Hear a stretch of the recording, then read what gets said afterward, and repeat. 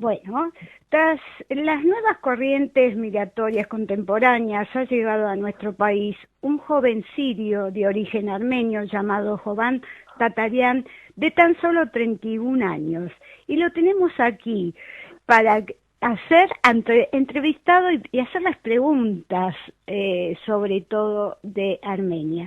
Buenos días, Jovan, ¿cómo andás? Hola Rosa, buen día. Bueno, muy bien. ¿Vos cómo estás? bien, Jovan, bien. Tu origen tu nacimiento es en Siria, pero en realidad tus padres son armenios. Correcto. Bueno, yo soy, digamos, un armenio nacido en Siria, como, digamos, de muchísimos sirios de origen armenio, Sí, en la ciudad de Alepo. Que digamos que tenía una de las colectividades más grandes armenias fuera de Armenia, claramente, sí, ¿no? sí, sí. Y sí, como vos dijiste, mis padres, mis abuelos son todos armenios. Ajá. Ajá. Contame, ¿vos viviste en Siria siempre o fuiste a Armenia después? No, yo nací en Siria, viví hasta el año 2013 en Sí, Siria, sí, y bueno, después me mudé a Argentina y mientras, bien. digamos, durante estos últimos años tuve dos oportunidades para ir a Armenia por Ajá, tiempos largos, digamos, sí, digamos más o menos como 2 meses, en dos oportunidades, como te dije, sí. y ahí conocí a Armenia, antes no. ¿Cómo fue tu educación, dentro de Siria? Bien, bien. En Siria, como te dije, en Alepo, la colectividad armenia era y es grande. Sí, Y como, digamos, acá en Argentina, como tenemos los colegios ajá, armenios, los clubes armenios, las iglesias y todo, sí, también teníamos de todo en Alepo. Entonces, desde mi jardín, sí, en un jardín, digamos, de educación armenia, a un colegio armenio llamado Girigyan. Girigyan sí, sería en castellano sí, Cilicia, sí. ¿no? Entonces, bueno, tuve mi educación primaria, después la secundaria, hasta entrar a la universidad, digamos, tuve mi educación en un colegio armenio. Dentro de la universidad, ¿qué estudiaste? Ingeniería. Yo estaba Ah, bien. estudiando, claro, ahí en la Universidad de Alepo. Bien, bien. Sí. ¿Por qué decidiste venir a la Argentina? Eso es un tema bastante, digamos, particular, complicado, pero al mismo tiempo bastante, digamos, claro por la época que me tocó, digamos, en Sí, la cual, digamos, me mudé, tomé la decisión de venirme a la Argentina, era por el conflicto que, digamos, sí, sirio, ¿no? sí, El bien conocido. Bueno, en sí, esa época estábamos en un tiempo bastante complicado, sí. y más que todo, digamos, para los jóvenes y, digamos, porque en realidad había mucha incertidumbre que nunca se sabía lo que se podría pasar, Bien, ¿no? Entonces, bueno, yo tomé la decisión de, obviamente, mudarme y, sí, bueno, tuve la posibilidad de venirme a la Argentina. Entre las opciones que tenía, elegí venir a la Argentina, ajá. y, bueno, me vine para acá, ¿Y por qué Mar claro. del Plata? Porque vos estás ahora radicado en la ciudad de Mar del Plata. ¿Por qué Mar del Correcto. Plata? Correcto. Yo me vine para acá porque en realidad teníamos conocidos Ujú, que viven hace sí, un montón de años en Mar del Plata, y bueno, ellos, digamos, se ofrecieron para darme una mano, intentar a ver si podría acomodarme bien, digamos, con la nueva etapa de mi vida, sí. y era una prueba, a ver si iba a salir bien o no. Y Y decime, como ves, ¿viniste sí, solo?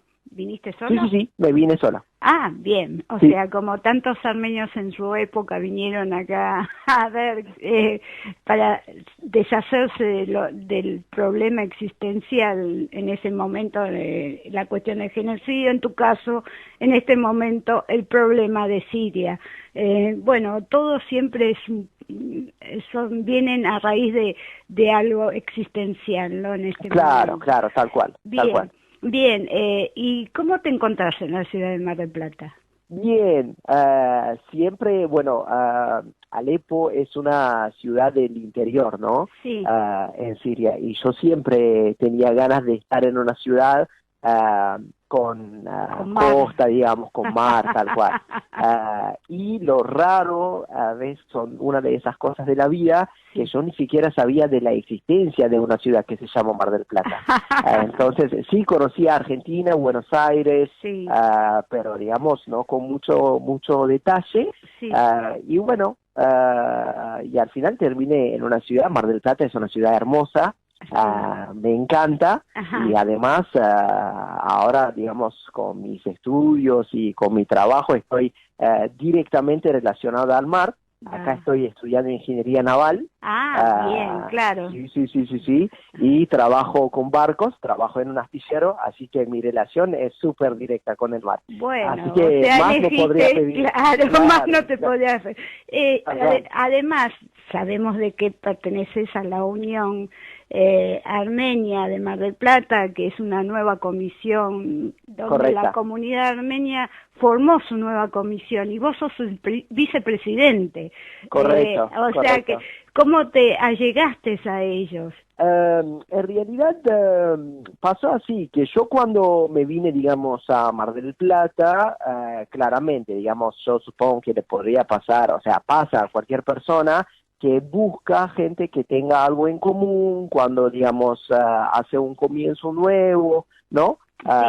Entonces, bueno, claramente yo busqué la gente con descendencia armenia y eso, bueno, empecé a conocer la comunidad acá, en la ciudad. No es tan grande claramente como en Buenos Aires, pero bueno, acá hay gente, descendientes de armenios que viven, digamos, en Mar del Plata. Y bueno, estuve en contacto, participé en varias actividades durante estos años, y el año pasado, cuando la Unión Armenia Nueva, la Comisión Nueva, digamos, nació el año pasado, y cuando se tomó la decisión de formar una comisión nueva, se contactaron conmigo y fue, digamos, la propuesta así, y yo encantadísimo, claramente. Sí, de hecho, digamos, toda mi vida allá en Alepo y en Siria tuve siempre una participación muy activa en, digamos, todas las actividades, en más que un club social, cultural, de armenios, o sea, siempre estuve en contacto. Claro. La vida social, la comunidad no la dejaste de asistir. Bueno, tal cual. Y bueno, esta es la vida particular de Jovan, pero tras esta pequeña pausa, continuamos con esta hermosa entrevista. Confitería y Panadería Armenia. Especialidades orientales desde 1930. Confitería y Panadería Armenia está en Scalabrini Ortiz 1317, Capital Federal. Teléfono 4831-4571. Y bien, continuamos con esta entrevista a Jovan. Jovan nunca dejó de tener contacto con sus parientes en Armenia, sobre todo su familia que ha quedado allá, y amigos que dejaste. Bueno, ¿cómo es la situación en Armenia en este momento? Digamos, es una situación bastante particular, ¿no? Bueno, en Armenia, digamos, yo, como te dije, conocí a Armenia hace 2 años, claro, como así personalmente, ¿sí? Y ahí me encontré con una realidad muy diferente de lo que yo pensaba, ¿no? Y ahora, en este momento, bueno, claramente ¿Tus padres están viviendo allá? En este momento sí. Ahora yo tengo una parte de mi familia, mis padres y uno de mis hermanos están viviendo en Yerevan, en la capital, ¿sí? Y además de mi familia tengo compañeros de mi primaria, de la escuela, de la secundaria, que en ese momento estaban viviendo en Alepo. Bueno, pues también después, cuando se tenían que mudar, decidieron, digamos, mudarse a Armenia, y ya están establecidos allá. Bueno, y la situación, digamos, ahora, y siempre también estoy en contacto con ellos todo el tiempo, y ahora la tecnología, digamos, posibilita eso. Seguro. Que está muy raro, digamos, por claramente la pandemia que nos toca a todos en todo el mundo, y también una situación, digamos, política, militar, económica bastante sensible, bastante particular también. Exactamente, sí. Es un caos dentro de lo que vendría a ser toda la zona esa, siempre está en un statu quo, ¿viste? Lo que puede pasar en cualquier momento no se sabe. Exacto.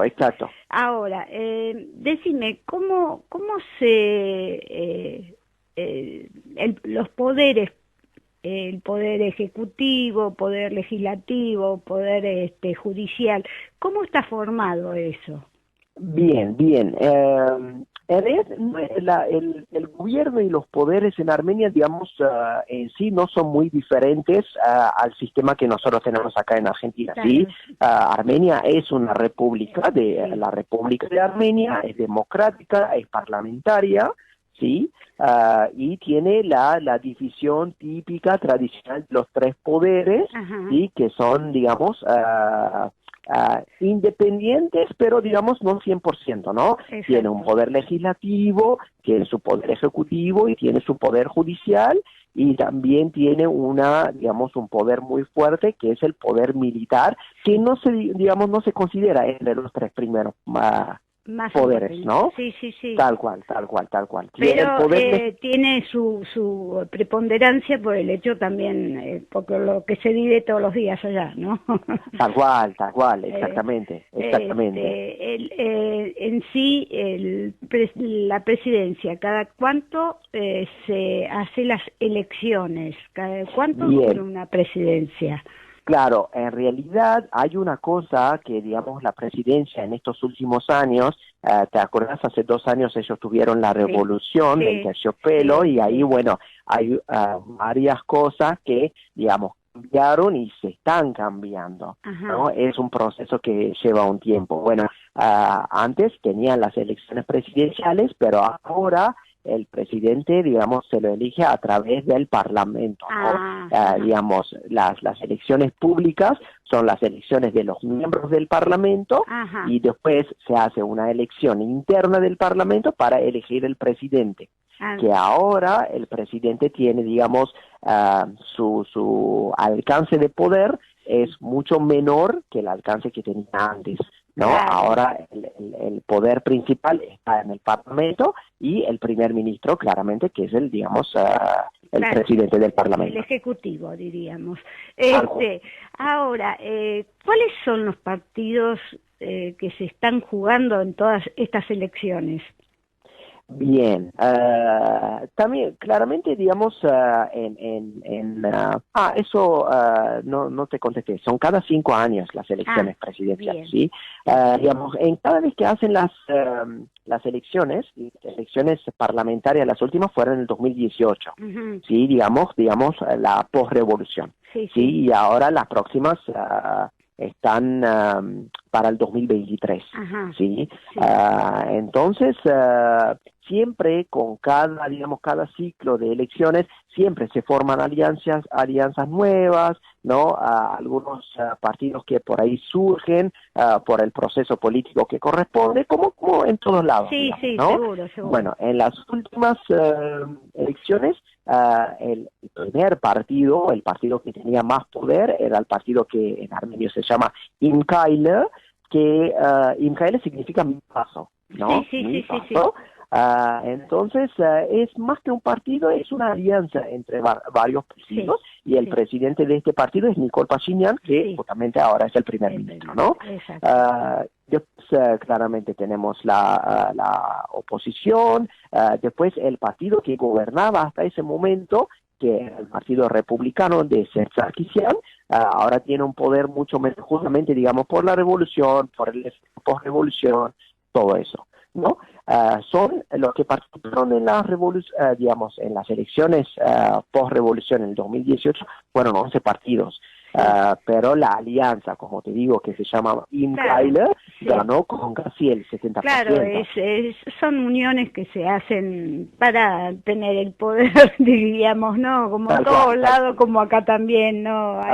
Se empiezan a unir partidos que antes eran superiores acá en este momento, como el peronismo con el radicalismo, que no hay una definición. Y la gente está contenta con este presidente, con el primer ministro. Con el primer ministro, en realidad hay también, vuelvo a decir, es como en todos lados, depende con qué persona hablas, depende la persona en qué situación está viviendo, hay mucha diferencia.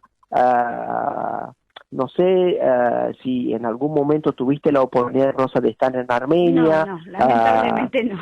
Claro, en cualquier momento, ahora estamos después del COVID, vamos todos, así que bueno, vamos. Es un lugar para conocer. Armenia es un país hermoso, y Yerevan es una ciudad, la capital es una ciudad hermosa, muy linda. Por lo que he visto a través de fotos, pero la parte arqueológica, a mí me encantaría conocerlo por la parte arqueológica más que todo. Claro. Me gustaría más conocer los pueblos. Claro, bueno, no justamente, claro, eso, por eso que vos decís, Rosa, hay mucha diferencia, claro, como vos vivís la realidad, digamos, de cómo vive la gente en la capital o en Gyumri, que es la segunda ciudad, o algunas otras ciudades un poco más chicas, o por ahí si vos salís, digamos, fuera de la ciudad. Sí, como en todos lados. ¿No? Exacto. Se vive otra situación fuera de lo que es acá, por ejemplo, fuera de lo que es General Paz, encontramos de todo tipo, ¿no? Se empieza a ver un poco la pobreza y bueno, todo eso. Tal cual. Decime, la parte militar. Los jóvenes ¿tienen el servicio militar obligatorio o es por carrera? No, es obligatorio. Tienen que hacer el servicio militar, ¿sí? Y como es justamente, digamos, por la situación sensible que habíamos dicho que vive el país, ¿no? Sí. Entonces, tienen un servicio obligatorio que tienen que cumplir. Excepciones existen, claramente, pero el servicio es obligatorio. Si no me equivoco, duran 2 años. Y después de eso, el que quiere seguir en la carrera para seguir las graduaciones, sí, claro. Perfecto, como en todos lados. Ahora, claro. ¿La mujer se acerca a eso? Sí. O sea, ¿para ellas también es servicio obligatorio o es optativo? Es optativo, claro, las mujeres... es optativo. Pero claramente es muy raro porque el año pasado, por ejemplo, Rosa, te comento un detalle, que digamos, la mujer, como te digo, tiene la libertad que si ella quiere, digamos, formar parte en el ejército, obviamente recibe la preparación, puede participar, pero no en la Fuerza Aérea. No me digas. Claro, entonces, claro, obviamente Armenia, como sabemos, no tiene salida al mar, entonces no tiene armada, ¿no? Sí. Entonces, y el poder militar en sí es como que tiene el ejército, ¿no? Después tiene la Fuerza Aérea, después tiene una división aérea, que son, digamos, 2 partes que, digamos, colaboran, la Fuerza Aérea y la Defensa Aérea, aérea. Y después también tienes la Guardia Fronteriza, ¿no? Entonces son 4 divisiones que, digamos, en general no se escucha mucho de la Guardia Fronteriza como una división principal en un poder militar, ¿no? Pero eso lo tienen en el medio justamente, digamos, por las fronteras problemáticas, digamos, que tiene el país, ¿no? También el tema sensible ahí. bueno, entonces ahí está la división. Entonces la mujer puede participar, pero no en el sector aéreo. Claro. Entonces, justamente el año pasado, en una visita que estábamos allá, tuvimos la oportunidad de visitar una base aérea. Sí. Y conocer, no sé, aviones, helicópteros y, digamos, la historia así, y nos comentaban los comandantes que estaban ahí que en ese momento estaban haciendo los estudios y a ver cómo van a considerar el tema para poder permitir la participación de la mujer en la Fuerza Aérea, porque lo necesitan, de hecho, ¿no? Sí, seguro. Claro. Ahora, contame, ¿cómo se mantiene esta poder militar? O sea, toda la parte de armamentos supongo que debe tener el apoyo de Rusia. Sí, principalmente es apoyo ruso, y digamos toda la preparación que tiene también viene digamos de la época soviética que tenía Claro, Armenia, claro. ¿no? Obviamente se están modernizando, se mejoran, pero Armenia dirige una parte interesante de sus ingresos, digamos, a su preparación militar, volvemos a decir, por su situación, ¿no? Claro. Tal cual. Principalmente el apoyo que tiene es de Rusia, pero también después tiene una relación también bastante fuerte y un apoyo de Grecia, ¿sí? Tiene un apoyo de Francia y también tiene un acuerdo militar con Estados Unidos que hacen colaboraciones tipo de para preparación de su ejército, ¿sí? de sus oficiales y todo eso. Eso también funciona con Estados Unidos, pero principalmente es Rusia. Bueno, Oban, ahora vamos a una pequeña pausa y vamos al tema principal que realmente nos está brindando un resquemor a todo lo que está pasando allá. Vamos a esta pequeña pausa y volvemos. ¿Qué tal, Jovan? Seguimos en esta pequeña entrevista que tenemos. Y vamos al tema principal que nos preocupa a todos, a toda la comunidad armenia. Hace semanas un pueblo fronterizo entre Armenia y Azerbaiyán, el Tavush, ¿no? El llamado Tavush fue atacado bélicamente. Contame el problema, pero el problema en sí, ¿cuál es el origen de todos estos problemas? ¿Es Nagorno-Karabaj? Claro, yo supongo, Rosa, es un problema que tiene, digamos, diferentes factores, sí, y no sé por ahí si podríamos simplemente decirlo que es Nagorno-Karabaj y nada más, ¿no? Tiene su, claramente, un factor militar muy importante, un factor económico muy importante, sí, y también estratégico, político, porque justamente el problema que surge es con Azerbaiyán, ¿no? Sí. El vecino que está al este de Armenia, y o sea, naturalmente en todos esos problemas donde aparece Azerbaiyán directamente y rápidamente aparece Turquía, ¿no? Sí. Entonces, claro, es un poquito más grave, porque si fuera, digamos, solamente con Nagorno-Karabaj, diríamos, entonces, ¿por qué está Turquía metiéndose todo el tiempo ahí? ¿No?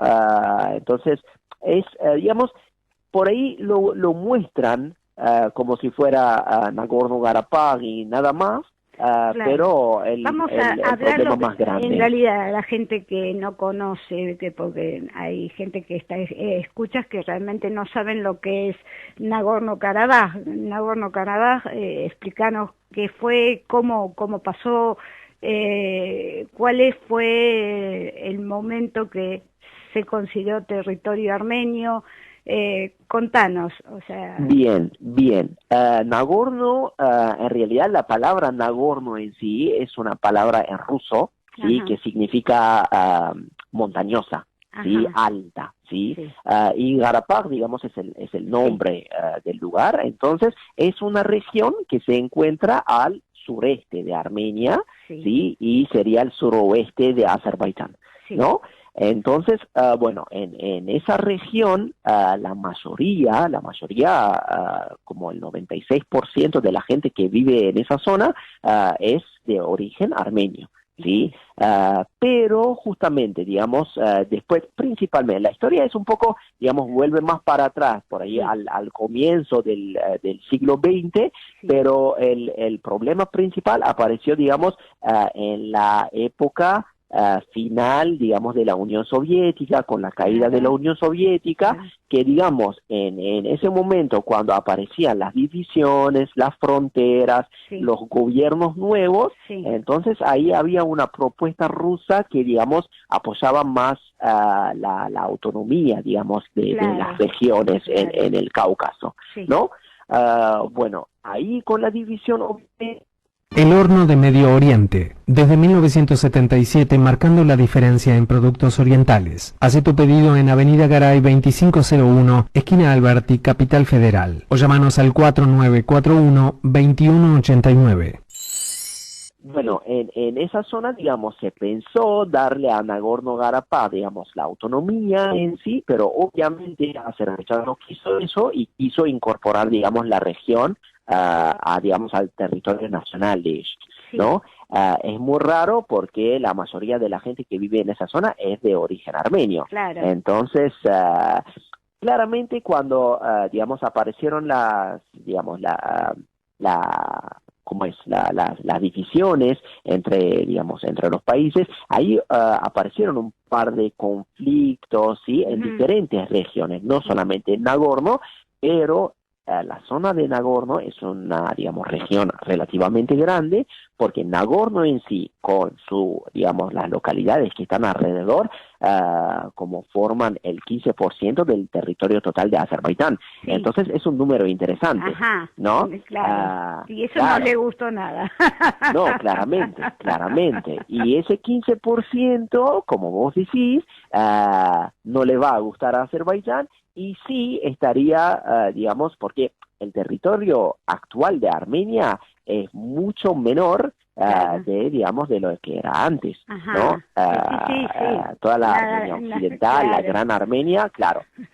Eso desaparecieron con las ocupaciones y todo eso, lamentablemente, ¿no? Sí. Pero bueno, entonces, y digamos, la parte armenia en el conflicto en sí, digamos, es apoyar la autonomía de la región. Claro. Y también dar la oportunidad a la gente que tenga, digamos, su propia decisión de qué quiere hacer con su autonomía, qué quiere hacer con Sí. su gobierno Sí. y con su región, ¿no? Ajá. Pero por el otro lado, Azerbaiyán no lo piensa así y piensa directamente, digamos, a incluir la región en su territorio nacional, más allá de que la origen de la gente y sin preguntarle a la gente de lo que realmente quiere, ¿no? Claro. Pero sin lugar a dudas, Jovan, ¿a vos qué te parece? ¿Es porque es una zona de donde la extracción del petróleo es muy importante? ¿Es una zona donde el cristianismo no le gusta a la parte musulmana? ¿Cuál es el verdadero problema? ¿Cuál es el... Todo. En realidad tiene sus varios factores, como digo, Rosa, ¿no? Entonces, obviamente existe la diferencia cultural, la social, la religiosa, ¿sí? Y la económica. La económica es muy importante. Claro. Muy importante, claramente, porque en realidad hay, si uno estudia un poquito la región y lee un poquito sobre, digamos, la política, la geopolítica, la economía de la región, entonces se ve que hay muchísimos proyectos económicos que ahí están, digamos, preparándose, ejecutándose y todo eso, pero te doy un ejemplo, ¿no? Hay un proyecto muy grande de hacer conexiones para el transporte de gas, ¿no? De tuberías, desde Azerbaiyán hasta Turquía y de Turquía, digamos, a Europa y todo eso. Obviamente, el paso más corto pasa por Nagorno. Es terrible, ¿no? O sea, claro. vamos a a la historia. En 1915 el problema era el pase, o los turcos que querían pasar a través de Armenia para llegar a Rusia. Son estos problemas así que nos vuelven locos, porque realmente como el ser humano es en ese sentido muy territorial, muy querer yo, y eso exacto. Eso es lo que lamentablemente se está viviendo en todo el mundo, ¿no? En todo el mundo, porque no solamente el Cáucaso es la zona candente, hay muchos lugares donde se está luchando. Pero ¿cuál es tu última opinión sobre la situación? Claro, en realidad también eso que mira lo que pasó la semana pasada y días anteriores de Tavush, ¿sí? En la zona de Tavush. Tavush es una zona relativamente, digamos, lejana a Nagorno-Karabaj, ¿no? Entonces, si el problema es solamente de Nagorno-Karabaj, entonces diríamos, ¿por qué pasaría algo en Tavush, no? Entonces, ahí hay también algo de provocación, ¿no? El problema de llamar, es como que hay están llamadas a la atención, son llamadas a la atención. O sea, exacto, y amenazas, ¿no? Esas cosas que puedo decir, tirame la bombita que yo te voy a tirar la otra, es así, ¿no? O sea, tal cual. Eso es lamentable, lamentablemente, pero hay un... no sé si va a haber un trato o algo, ahí se está tratando de que haya paz. Sí. De hecho, existe una organización que es el OSCE, ¿sí? Es la Organización de Seguridad y Cooperación Europea. ¿Sí? Tiene sus reuniones, digamos que siempre en esa, digamos, las cumbres de esa organización se trata el tema de Azerbaiyán, porque es una organización justamente de la seguridad europea, ¿no? Entonces, siempre en Bielorrusia hacen sus cumbres, entonces... estudia del tema. Lo que pasa que el estudio del tema está desde el comienzo del conflicto en los principios del 90, ¿no? Y hasta ahora no tenemos ninguna solución clara, ¿no? Entonces, no se decide que si realmente la región es autónoma o le pertenece a Azerbaiyán o qué pasa. Entonces, y justamente, porque vos mirá la casualidad, ¿no? Antes del conflicto, digamos, lo que pasó la semana pasada de Tavush, salió el presidente de Azerbaiyán, Aliyev, ¿no? Y decía que no, la organización no está haciendo su función bien, que no están, digamos, haciendo no están trabajando para encontrar una solución, y justamente sacaron un par de miembros de su propio gobierno, justamente porque no estaban trabajando por el tema, que estaban muy, digamos, flojos, digamos, con la crisis y todo eso. Excusas. Exactamente, y una semana después aparece el ataque, ¿viste? Entonces... Ahora, ¿quiénes son los países que favorecen a Azerbaiyán y cuáles son los países que nos favorecen a Armenia? Bien, en realidad, mira, justamente si el otro día estaba... entonces viendo las reacciones internacionales, ¿no? Vos decís que bueno, eso funciona en la política, que hoy en día me sirve esto, estoy aposando a este país, mañana me va a servir otra cosa, entonces cambio de país, ¿no? Normal en la política eso. Claro, lo de siempre. Lo de siempre. Exacto. Hay muchos países, como te digo, Rosa, que toman unas posiciones bastante neutras. Entonces no dicen ni este ni este. Entonces hacen su declaración bastante neutra, dicen que los dos países tienen que pasar tal cosa, pero no mucho más que eso. Varios países, digamos, con el conflicto de Tavush de la semana pasada, salieron, digamos, miembros del gobierno y, digamos, mostraron apoyo directo a Azerbaiyán, y otros países mostraron apoyo directo a Armenia, ¿sí? A mí, por ejemplo, me pareció muy, porque nunca había, me sorprendió que Guatemala, por ejemplo, acá de Latinoamérica, salió y, digamos, apoyó directamente a la integridad territorial de Armenia, que eso no puede pasar.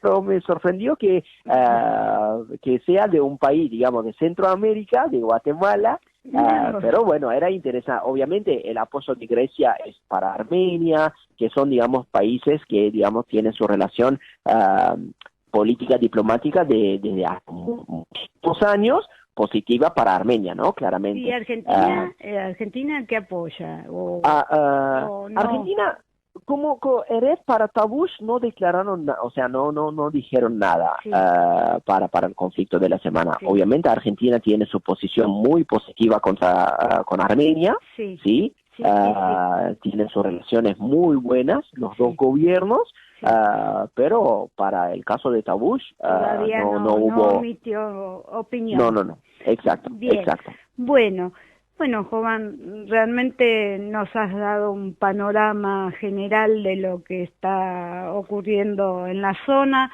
de Armenia y Nagorno-Karabaj. A cualquier cosa que suceda seguramente voy a estar al tanto con vos porque estás muy informado.